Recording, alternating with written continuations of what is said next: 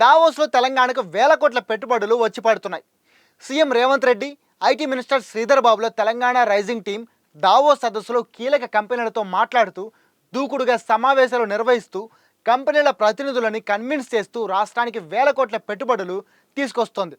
Just 2-3 రోజుల్లోనే ఏకంగా 1,32,000 కోట్ల పెట్టుబడులని తెలంగాణకు తీసుకొచ్చింది ఈ టీం.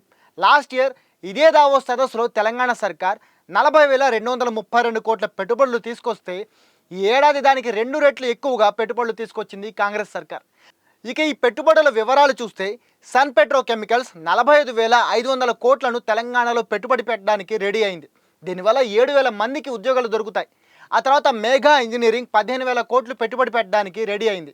దీనివల్ల 4,250 ఉద్యోగాలు వస్తాయి. కంట్రోల్ ఎస్ అనే కంపెనీ 10,000 కోట్ల పెట్టుబడులు పెట్టడానికి ఒప్పుకోగా దీనివల్ల 3,600 ఉద్యోగాలు వస్తాయి. జేఎస్డబ్ల్యూ 800 కోట్లు పెట్టుబడి పెట్టడానికి రెడీ కాగా దీని ద్వారా 200 జాబ్స్ రాబోతున్నాయి. ఇక స్కై రూట్ అనే కంపెనీ కూడా 500 కోట్ల పెట్టుబడి పెట్టబోతోంది. దీనివల్ల 100 మంది వరకు జాబ్స్ వస్తాయి. ఇవి కాకుండా హెచ్సిఎల్, విప్రో కొత్త సెంటర్లను ఏర్పాటు చేయడానికి ఒప్పుకున్నాయి. దీని ద్వారా 10,000 మందికి ఉద్యోగాలు లభించబోతున్నాయి. యూనిలివర్ కూడా 2 మ్యానుఫ్యాక్చరింగ్ సెంటర్లని ఏర్పాటు చేయబోతోంది. దీంతో మ్యానుఫ్యాక్చరింగ్ లేబర్కి కూడా 100 మందికి 1000 మందికి ఉద్యోగాలు లభించబోతున్నాయి. ఇవన్నీ కలిసి బుధవారం వరకు 71,800 కోట్ల పెట్టుబడులు అయ్యాయి. అయితే సీఎం రేవంత్ రెడ్డి దావోస్లో ఇచ్చిన మీడియా ఇంటర్వ్యూలో 1,00,000 కోట్ల పెట్టుబడులు తీసుకురావడమే తన టార్గెట్ అని చెప్పారు. దీంతో ఇంకా ఏ కంపెనీలు తీసుకొస్తారా అని అందరూ ఆసక్తిగా ఎదురు చూస్తున్న టైంలో ఏకంగా అమెజాన్తో భారీ ఒప్పందం కుదుర్చుకుంది రేవంత్ టీం. ఈరోజు గురువారం అమెజాన్ ప్రతినిధులతో మాట్లాడిన రేవంత్ టీం హైదరాబాద్లో అమెజాన్ డేటా సెంటర్ని పెట్టాలని ఆహ్వానించింది. దానికి అమెజాన్ ప్రతినిధులు కూడా ఒప్పుకొని ఏకంగా 60,000 కోట్ల పెట్టుబడులతో హైదరాబాద్లో డేటా సెంటర్ ఏర్పాటు చేయడానికి ఓకే చెప్పేశారు. దీనికి సంబంధించి ఎంఓయూలపై కూడా సంతకాలు కూడా పూర్తయిపోయాయి. ఏది ఏమైనా తెలంగాణ రైజింగ్ 2050 టార్గెట్గా తెలంగాణ సర్కార్ వేగంగా దూసుకెళ్తోంది.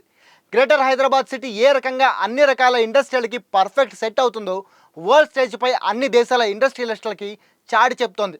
దీనికి తోడు హైదరాబాద్లో ఫ్యూచర్ సిటీ డెవలప్ చేయాలనే తెలంగాణ రాష్ట్ర ప్రభుత్వ ఆలోచన ఇంటర్నేషనల్ టాప్ ఇండస్ట్రియలిస్టులకి బాగా అట్రాక్ట్ చేస్తోంది. దీంతోపాటు Young India Skill University, regional ring road, metro ఎక్స్పాన్షన్లతో పాటు ప్రభుత్వం ఎంచుకున్న ఫ్యూచర్ ప్రాజెక్ట్సే ఈ రకంగా 1,000 కోట్ల ఇన్వెస్ట్మెంట్స్ రావడానికి కారణమని చెప్పొచ్చు.